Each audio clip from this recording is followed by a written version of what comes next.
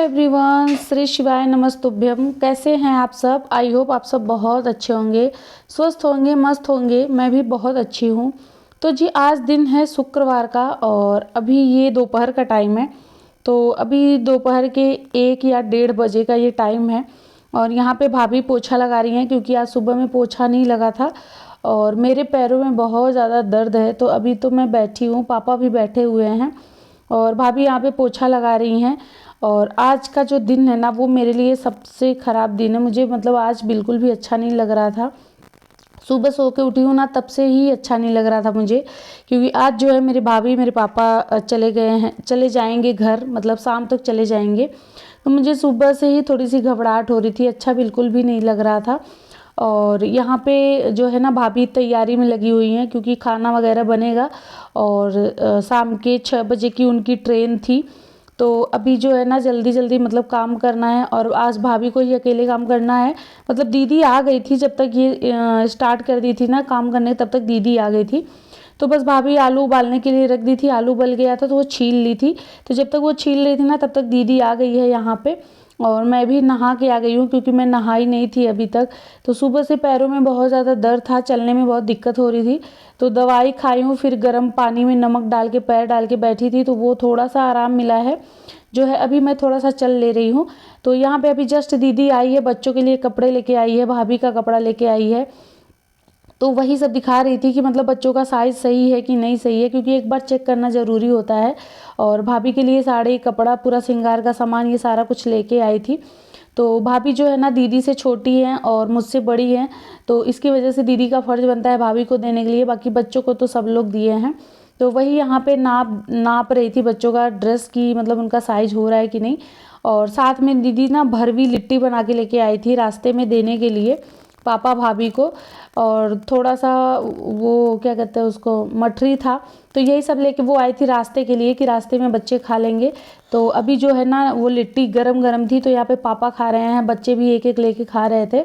मुझे तो खाना ही नहीं है क्योंकि डीप फ्राई की हुई चीज़ें मुझे बिल्कुल भी नहीं खानी है।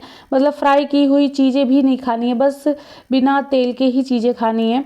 बाकी सब लोग यहाँ पे खा रहे थे और भाभी जो है थोड़ा सा मतलब पानी दे रही थी और सामान इधर उधर कर रही थी, क्योंकि आज जाना है तो इसकी वजह से तैयारी ज़ोरों शोरों से हो रही है। और भाभी का जो पैकिंग है ना वो हो चुका था सुबह, मतलब कल शाम को ही बैठ के मैं और भाभी दोनों अच्छे से पूरा बैग पैक कर लिए थे, क्योंकि जहाँ भी गई थी वहाँ थोड़ा बहुत कुछ ना कुछ सामान तो ली ही हैं। तो वो सारा सामान जो है पैक हो गया था। बस थोड़ा बहुत अभी जो है वो 1-2 बार और चेक कर लेंगी कि कहीं कुछ छूट तो नहीं रहा है, क्योंकि इतनी दूर की बात है ना। अगर छूट जाएगा तो फिर वही 1-1.5 साल में ही जाएगा, क्योंकि जब हम लोग वापस जाएंगे घर तभी जा पाएगा, क्योंकि बीच में तो कोई आना जाना होता नहीं है, इतना दूर है। तो इसकी वजह से वो अभी अच्छे से चेक कर लेंगी। और यहाँ पे बैठ के बस बातें हो रही हैं, थोड़ी मस्ती हो रही है। और मेरी मतलब बड़ी दीदी का भी फ़ोन आ गया था, तो पापा वही बात कर रहे थे, तो उन्हीं सब के बारे में थोड़ी सी हंसी मजाक चल रही थी। तो उसके बाद फिर भाभी दीदी सब लोग आ गई थी किचन में खाना बनाने की तैयारी करने के लिए। तो रास्ते में ले जाने के लिए यहाँ पे पूड़ी और थोड़ी सी सूखी सब्जी बन रही है, क्योंकि जो है यहाँ से मतलब शाम को 6 बजे की ट्रेन है, वहाँ सुबह 6:30 पौने 7 तक घर पहुँच जाएंगे। तो बस क्योंकि अभी जो है ना मतलब 6-5 बजे वो लोग निकलेंगे तो खा के तो निकलेंगे नहीं, क्योंकि वो टाइम खाने का नहीं है। तो जो रात का डिनर है 8 साढ़े 8 बजे फिर वो लोग यही पूड़ी सब्जी खा लेंगे। तो अभी जो है दीदी आलू परवल टमाटर की बिना प्याज लहसुन वाली सब्जी बना रही है, क्योंकि उसमें प्याज लहसुन नहीं डलेगा, क्योंकि क्या है ना रास्ते में जाता है तो फिर वो महक जाती है सब्जी। तो बिना प्याज लहसुन के यहाँ आलू परवल की सब्जी वो बनाई है। तो सब्जी बन चुकी है और यहाँ पे जो है आटा लगा के रख दी थी वो पहले से। तो अभी जो है वो पूड़ी बेल रही है और भाभी छानने के लिए खड़ी हैं।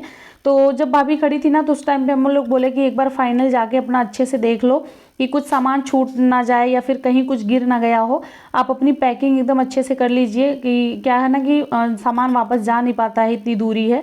और यहाँ पे झोला रखा हुआ है, इस झोले में सारी खाने पीने की ही चीज़ें रखी जा रही हैं रास्ते के लिए।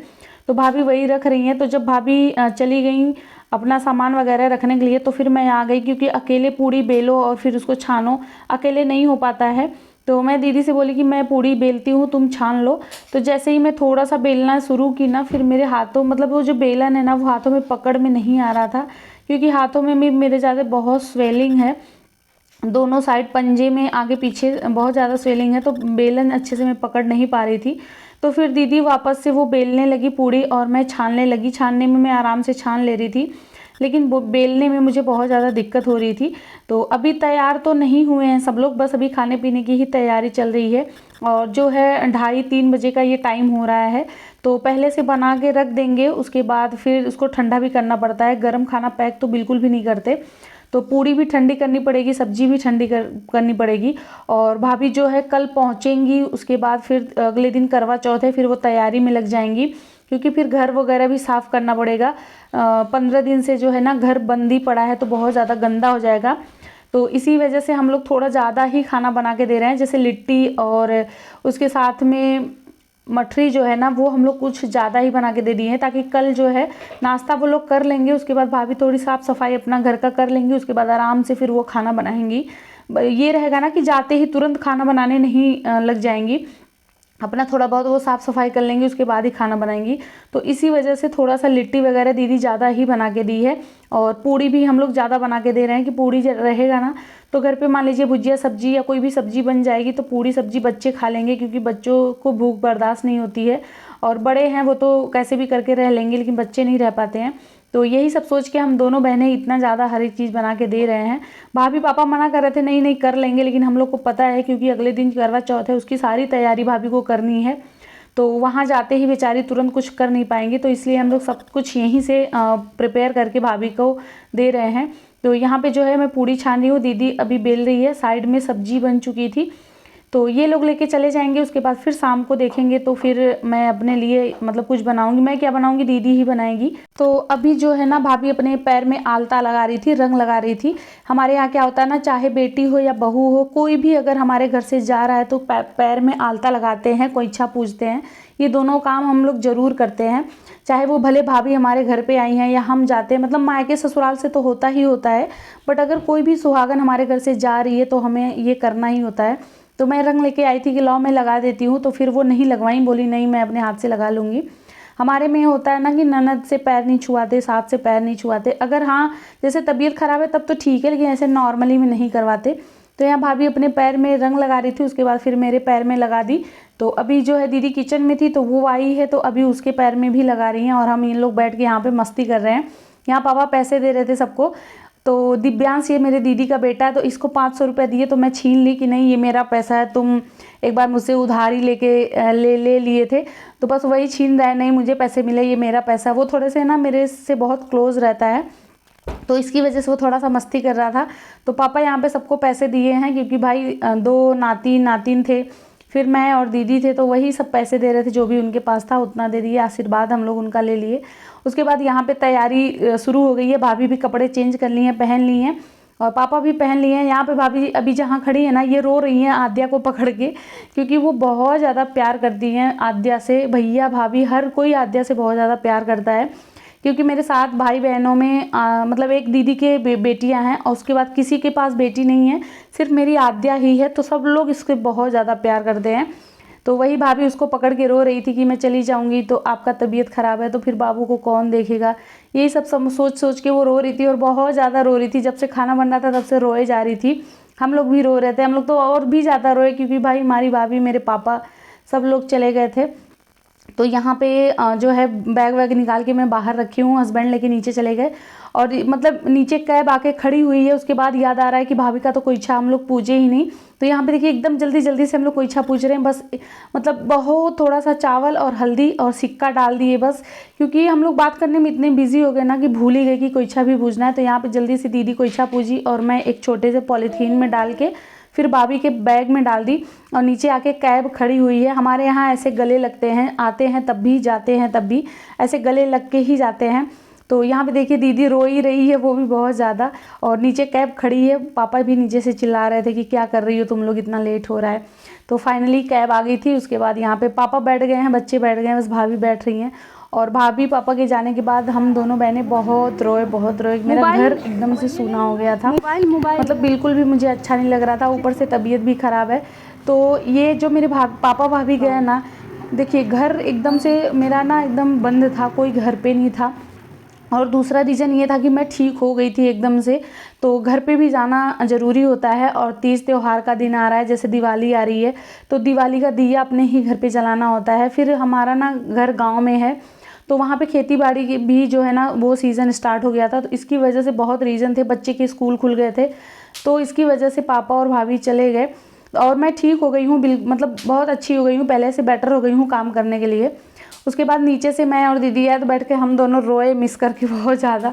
उसके बाद यहाँ पे दीदी थोड़ा सा मतलब साग बनाएगी मेरे लिए, क्योंकि मैं सब्जी खाऊंगी नहीं, तो वो ना मूली के पत्तों का साग इतना ज़्यादा टेस्टी बनाई थी, बिना तेल के वो साग, मतलब मैं पहली बार उसके हाथ का ऐसा वाला साग खाई हूँ, बहुत ज़्यादा टेस्टी बनाई थी। और उसके बाद यहाँ पे वो गर्म कर रही है दूध, और मैं साथ में धो रही हूँ बर्तन, थोड़े से बर्तन थे तो मैं फटाफट से धो ले रही हूँ। और वो जो है अभी चाय बना रही है, क्योंकि हस्बैंड आ गए हैं पापा भाभी को छोड़ के, तो वो चाय बना रही थी। उसके बाद वही साग बना रही थी, थोड़ा सा चावल बनाई थी, मतलब हमारे लिए वो खाना बना ली थी। और यहाँ पे जो है मैं दिया जला रही हूँ, ये काम मेरी भाभी रोज़ करती थी, दिया जलाने वाला काम। मैं बहुत ज़्यादा उनको मिस कर रही हूँ, ये नहीं है काम के लिए मिस कर रही हूँ, मेरा घर बहुत ज़्यादा सूना हो गया, और मतलब उनके जाने की वजह से ना पूरा घर सूना और बिल्कुल भी अच्छा नहीं लगता है। कोई भी बेटी हो ना अपने माँ बाप से दूर नहीं होना चाहती है, लेकिन क्या करें, होना है ही, क्योंकि अपना अपना घर सबको देखना है। तो यहाँ पे दीदी जो है ना मूली का पत्ता था, तो उसको सीटी मार के उसमें बेसन डाल के बना रही है। बहुत अच्छी ये रेसिपी है, मैं कभी शेयर करूँगी। जो जिनको तेल वगैरह नहीं खाना है वो ऐसे साग बना सकते हैं, पालक मेथी कोई भी साग हो ऐसे बना सकते हैं। बहुत अच्छी ये रेसिपी है, बहुत इजी रेसिपी है और बहुत ज़्यादा ये टेस्टी बनती है। तो गाइज़ आई होप आपको हमारा ब्लॉग अच्छा लगा है। ब्लॉग अच्छा लगेगा तो प्लीज़ प्लीज़ प्लीज़ मेरे चैनल को सब्सक्राइब करिएगा और एक प्यारा सा कमेंट करिएगा कि हमारा ब्लॉग आपको कैसा लगता है, और ब्लॉग में क्या चेंजिंग लाए, क्या नया देखना चाहते हैं आप लोग, ये भी प्लीज़ कमेंट करिएगा। और मेरे ब्लॉग के बारे में ज़रूर कमेंट करिएगा। तो चलिए मिलते हैं नेक्स्ट वीडियो में, तब तक के लिए बाय, थैंक्स फॉर वॉचिंग।